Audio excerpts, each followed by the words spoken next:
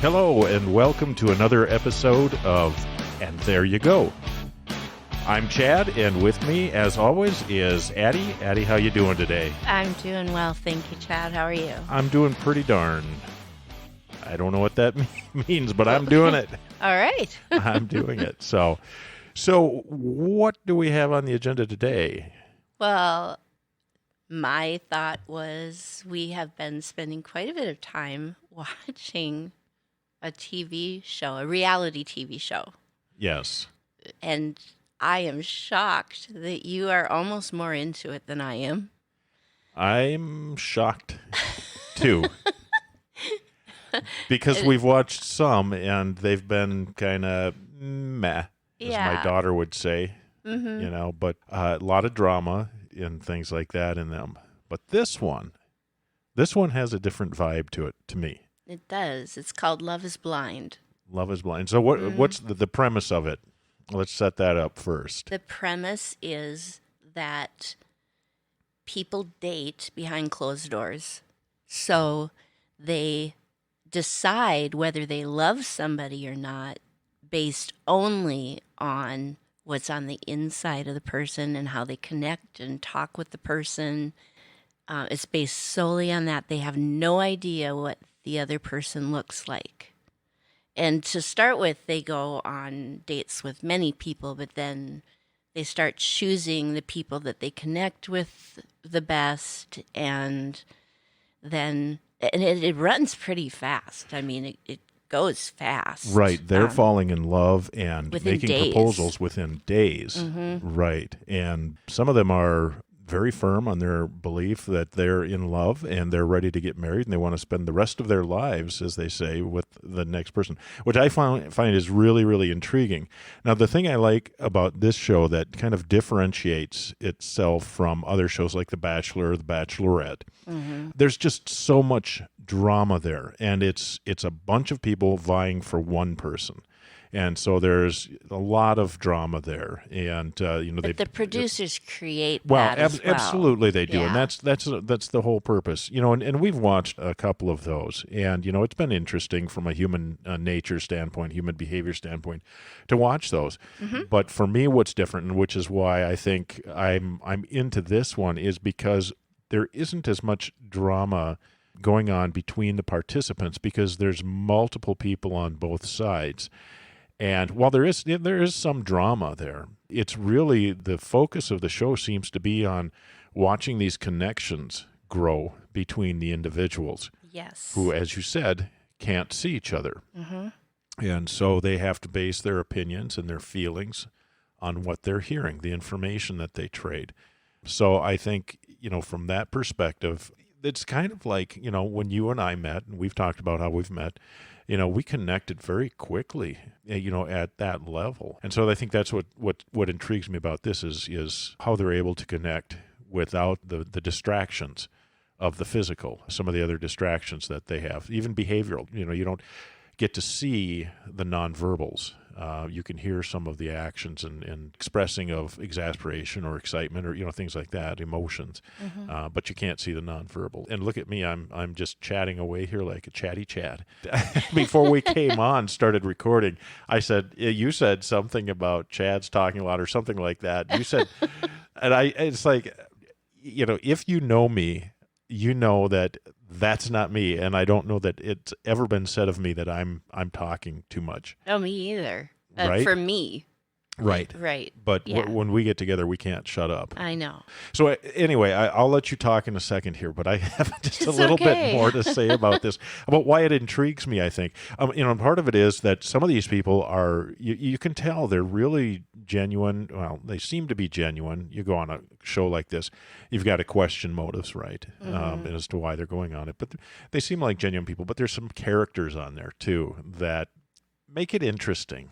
But again, what I like about it is that there's not a lot of conflict type drama with the participants. Now, there's some of that, but not nearly as much as we've seen. And so it's really watching these relationships start from nothing and growing into marriages. I'll close my mouth now, and No, I'll you let don't. you talk. Too. You have a lot to say on this, and, Well, and I appreciate that. I think it just goes to your point about you're shocked that I'm so interested in this show, but it's really kind of an interesting study on human nature. It is. The other thing I like about it too is that they call it an experiment. Mm-hmm. So it's just an experiment, a social experiment, and they're seeing what happens. Is love really blind? Can you fall in love with and make plans for a life together without having seen each other? Mm-hmm. Well, and There you go. I just and there gonna you say go. that. Gonna say that. And there you go. I personally, I've enjoyed watching it. I kind of step back a little bit because I honestly do not believe that there is some special formula for people to make it work. Right. I just don't. No, I don't think so either. I agree. mean, I've seen people get married 2 days after they met, and they've been married ever since, like into 20, 30 years. Or I've got a brother who got engaged within 6 months and married within probably a year after that. And they've been married for probably 27 years or so, 28 years, something like that. I know a lot of people, there's just no rhyme or reason to anything. And I probably say that in part because of my personal experiences. Sure. I am, as we've talked about before, both of us are empaths, right? Mm-hmm. And so I have had the experience that a lot of empaths have where I get sucked in by what somebody says and how, I mean, these people who don't have good intentions can suck me in, or used to be able to, just by the things they would say and the way they would act, but they were just pretending. Yeah, and you know, we saw some of that in the show with some of the people and some of the couples and the interactions that they had. That it was just obvious that maybe not right away, which I think is a very important point because this is kind of your experience as you've related it to me. It's not obvious right away. No, what the they true can nature go for a while. Right, what the true nature of a person is. And, sometimes it's authentic from start, or, just from the starting blocks all the way through. Sometimes there's the appearance of authenticity.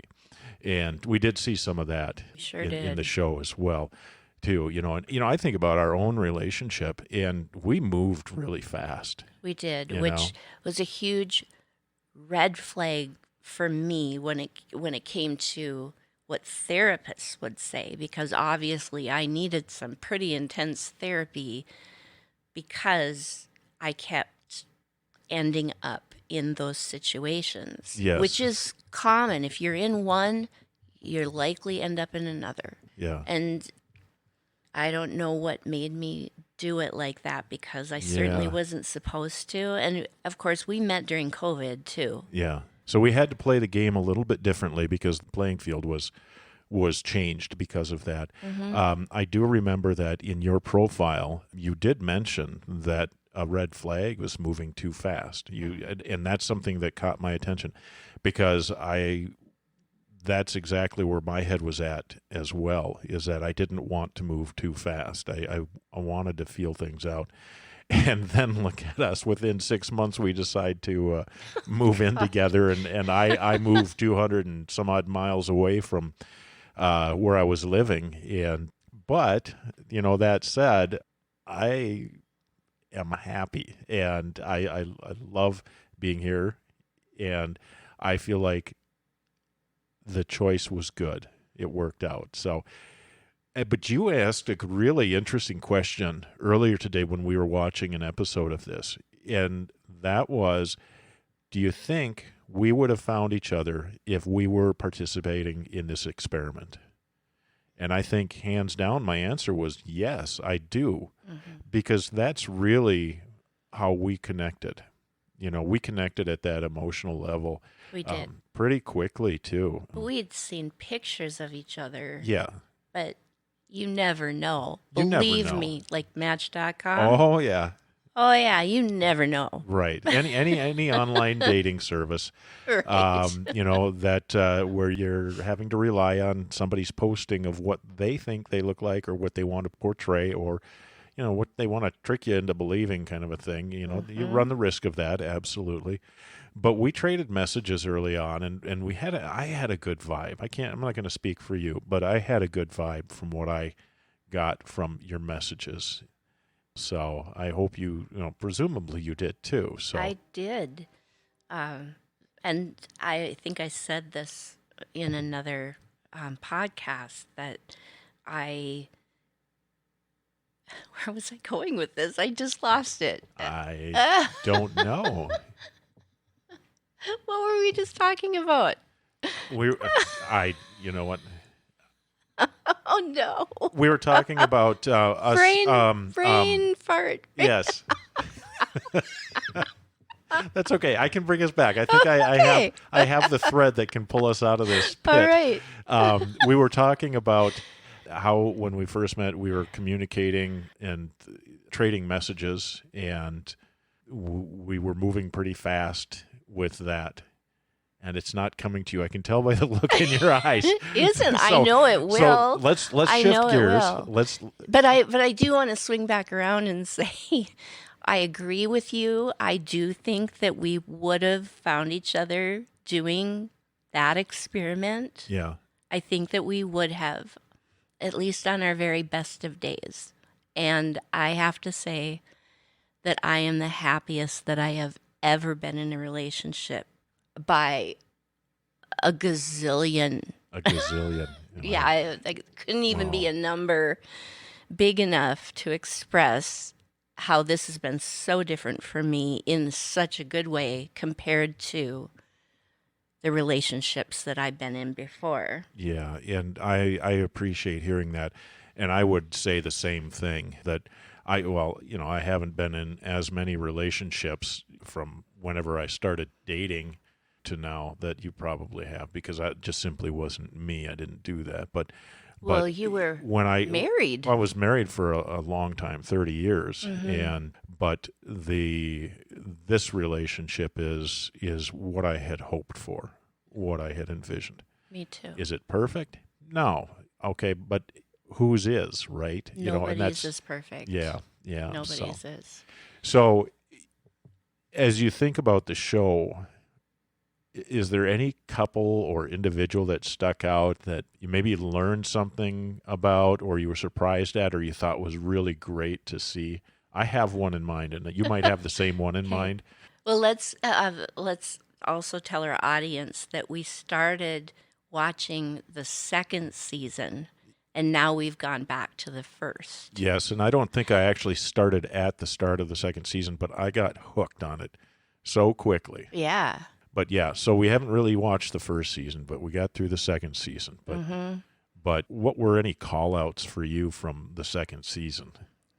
Some of the couples that I thought for sure were going to make it did not. Yeah. And some that I thought for sure wouldn't say yes did. Yeah. I was shocked by that. Well, and one of the things that we talked about was we only see what the producers wanted us to see, what the director and the editors and all those people, what they wanted us to see. And so it was really kind of a manipulated view of what really happened. It is, which it is on any reality show. Absolutely it is. Absolutely it is. And so, we don't know everything. We didn't get to see everything. And some of the things came out later when they did their reunion thing. Yes. But one of them that really impressed me was there was this couple. Obviously there was this couple. It's like a show about couples. Duh. The guy was just gung-ho about the relationship with everything, from the emotional standpoint, but for some reason from a physical standpoint, once he saw his bride-to-be, he would start to talk about it. Do you remember the guy that I'm talking about? I do, because Yes. he made a significant impression on me, because anybody who's on that show knows that it's going to get played on TV. Absolutely.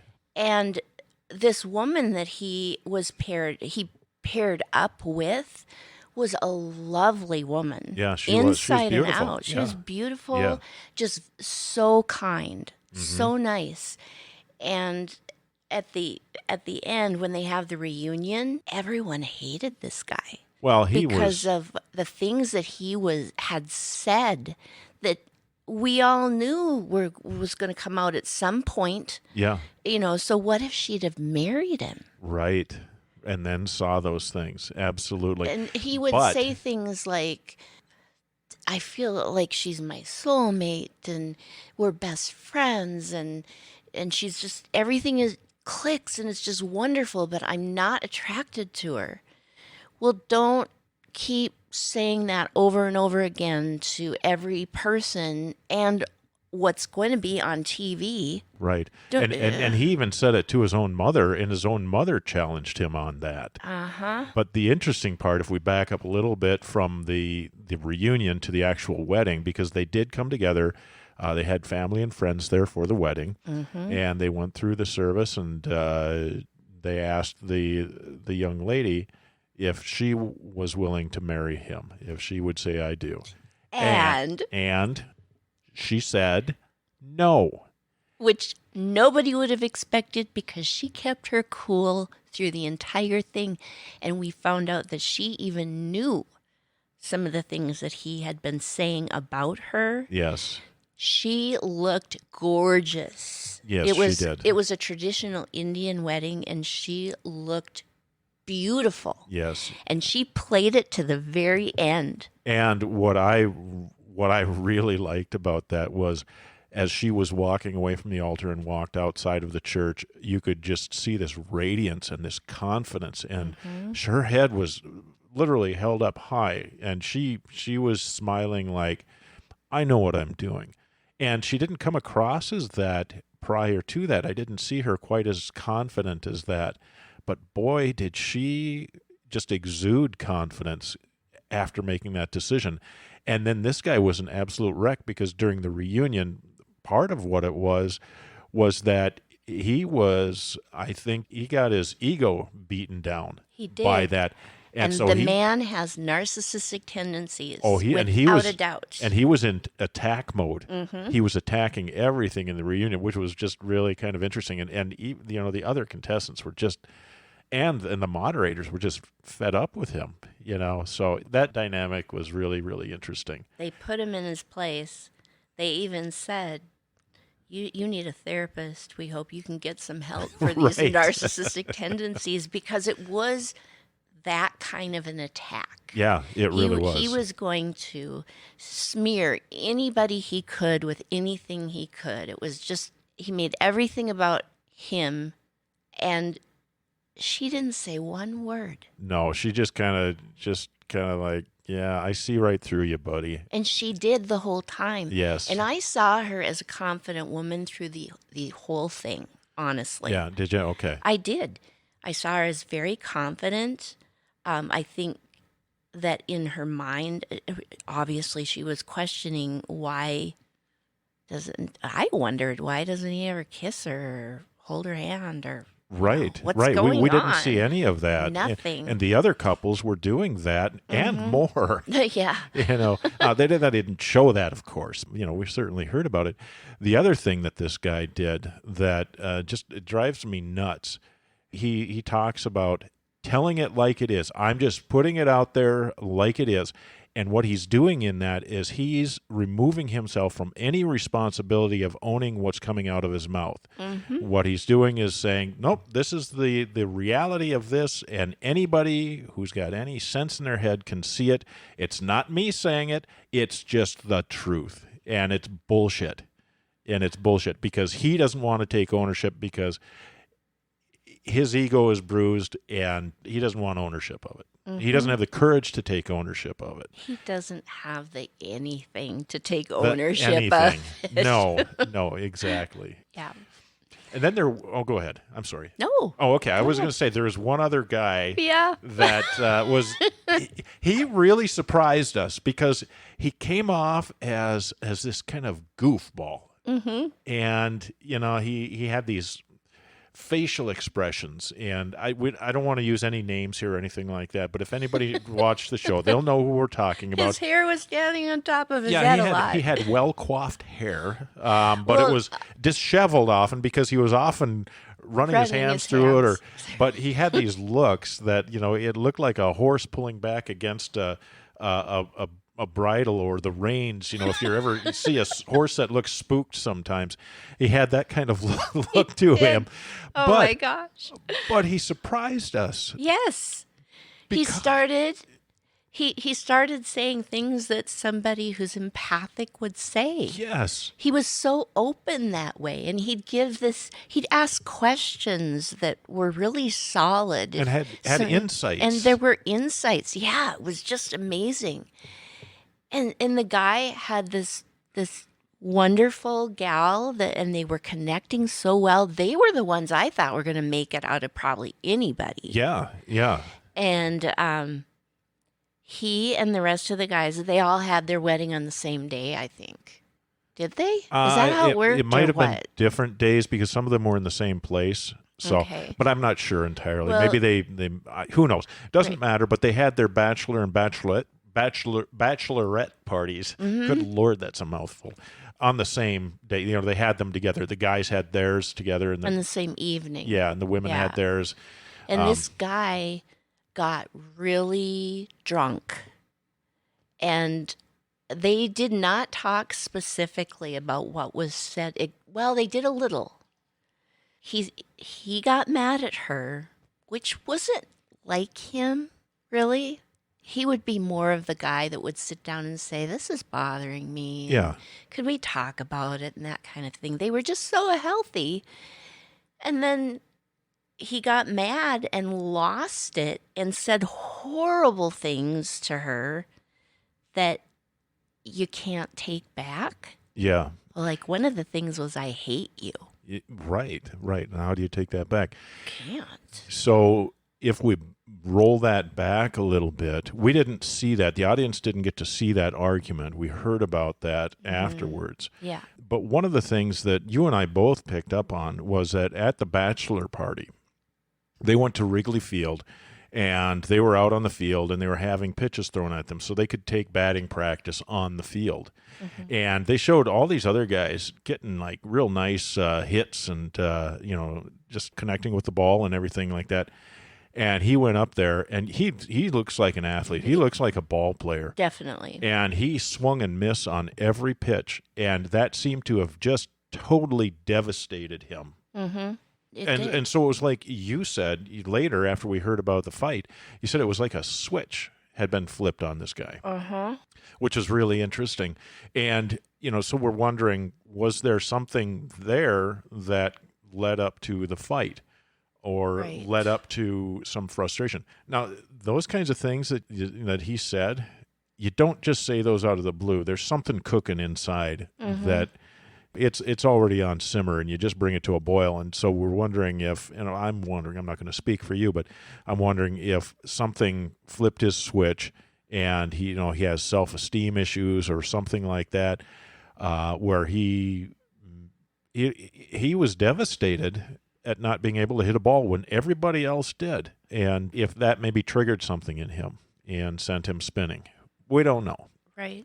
My thought had been, wow, he went from the highest of highs and being so excited about this relationship to completely dropping to the lowest of lows within less than a 24-hour period. Yeah. And I am no therapist or psychologist. I've read a lot, and so I think I know quite a bit about it. And what it looked like to me is that there was drinking involved, and somebody who has some mental health issues, say maybe bipolar issues, and the only reason I thought of that was because of the real highs and the severe lows.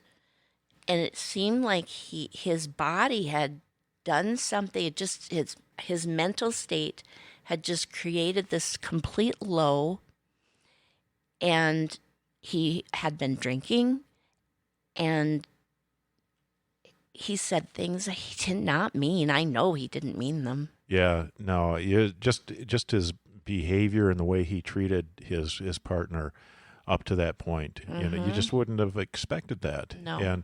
But good for her for not taking that, not accepting that, and putting the brakes on it, especially in this situation. Remember, this is a TV show. Mm-hmm. And it's it bleeds into real life, obviously, because this is what they're hoping their lives are going to be, but not having to just accept that and saying no, I'm not okay with this, and recognizing that they need to put their needs first. Mm-hmm. Well, and she did say, "No, I can't do this, and it's because of what's been said, but I'm open to continuing the relationship. Mm-hmm. I'm open to continue dating you. I just can't marry you after this has been done. Seems as though there's a lot of things we need to work on." Yeah. So she was being very wise. Yep, absolutely. Anything else that stuck out that we talked about or that you noticed in the show that you can think of that? I was just so surprised at the intensity of feelings within days. Right. And it makes sense in some ways because you take the appearance part out of it completely, Yeah. and so you're just really working on a relationship and sharing and having fun visiting and discussing all these different things, and you get a vibe with the person. Mm-hmm. But I was just surprised within 3 to 5 days they were expressing deep love for each other. Right, and words of lifelong commitment. Oh, yes. And I'm surprised at that too. And I guess my mind goes to, well, is this a function of how this is set up? Because what they did was they'd go into these what they called pods, and each one, it was like a small living room on each side of a wall, and they could hear each other, but they couldn't see each other. But it's also on a TV show, and if you're put into a situation like that where it's that focused and that intense, and you do really open up, is that a real experience or not? I guess is my question. I think about, oh great, I don't remember what it's called now, but it's that, I want to say it's like something like the Helsinki syndrome or the something syndrome, whatever that is, where people start to have very positive connections with their hostage takers. So there was a situation where there were hostages, Yeah. and by the end of it, these people felt compassion and empathy for the hostage takers. So is it something akin to that, or is this really truly something that can happen with humans? Now, I will say that there were some success stories. I think 2 couples out of, I don't know how many couples started this, maybe 10. So, 10 women, 10 men, but 2 couples, so 20%, if that's the case. I don't know. I suppose that's kind of surprising to me that they would follow through and get married. Now, will it be a long-term thing? We don't know. Yeah, but to me, there's no rhyme or recipe. It just happens. It just, and I do honestly believe that there were deep connections. I think that is a phenomenal way to make a deep connection with somebody.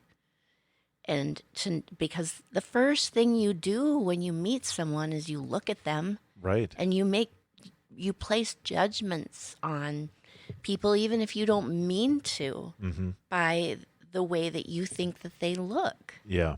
So I think the components that have to go into this to make this work, first of all, there has to be complete honesty on both sides. Because if somebody's playing games, it's not going to work. Not long term. It might short term, but it'll come out, as we saw, some of the couples saw.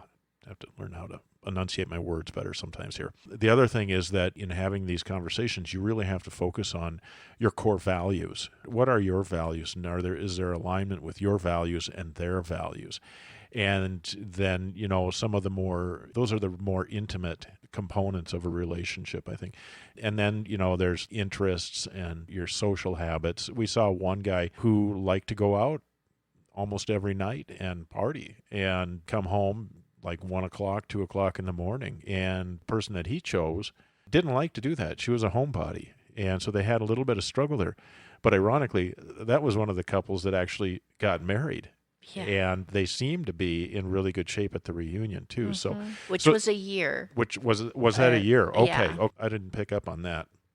But I think if you can have those elements there, you know, with the honesty and the connection of the values and the likes and the interests, and if you can explore those, if you're allowed to explore those, you know, you think about how long is a normal date? Hour, 2 hours, maybe, you know, initially, maybe longer. I don't know. It depends. 2-3 hours, But probably. Yeah. Do you really take that much time to really get into some of these deeper parts of you? And how long does that normally take? And so if you took all the time that you did in normal dating process and compress that down, I don't know. Or, you know, as you're fond of saying, I don't know. No, you are fond of saying Yeah, that. well, that's me. Yeah, You're fond of trying to get me to say it right. in a Brooklyn accent, In a Brooklyn accent. you which know. I don't do well. No, but that's okay. We have a lot of fun with that. But that's a whole nother podcast. So, Yeah. Which, by the way, we're probably wrapping up at the end of our podcast here today. So, Just about. any Just last about. thoughts? Okay, yes, I was going to ask. Any last thoughts here? Well, as I was saying, I do really believe that it's so important to have those very deep connections.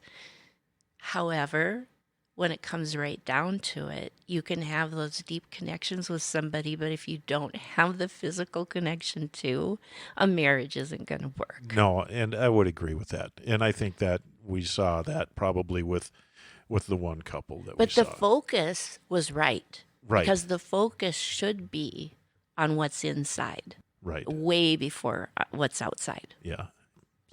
All right. Very good. Well, this was an interesting conversation about a show I never thought I'd like. Yeah, it was a little impromptu. But, you know, we have fun with it, and, you know, we like to explore and watch the human aspect of it. So hopefully, you know, it gave everybody out there something to think about. If you're interested in watching it, I encourage you to watch it. It's kind of fun. See what you think. Yeah, see what you think. And, you know, until next time, we'll just say thanks for listening, and here we go, and And there you go. there you go.